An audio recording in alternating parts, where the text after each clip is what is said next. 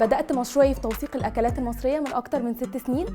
عملت معظم الأكلات المصرية اللي احنا متعودين عليها، وكمان عملت أكلات المناسبات.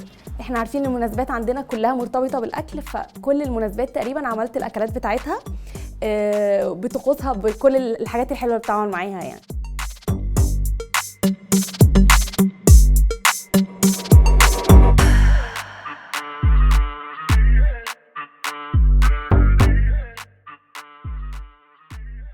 الماتيريال اللي انا بستخدمها بيبقى الصلصال الحراري زي ده كده، وبيبقى كمان الوان سوفت باستيل زي دي بدي بيها التاتش بتاع التحمير.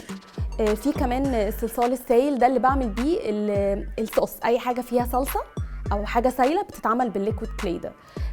بيبقى فيه طبعا زي نشابه اللي بفرد بيها الصلصال، فرش رفيعه وتخينه. الكتر الرفيع ده من اهم الحاجات اللي انا بستعملها عشان بيبقى فيه اجزاء صغيره، فبحتاج حاجات رفيعه اقطع بيها.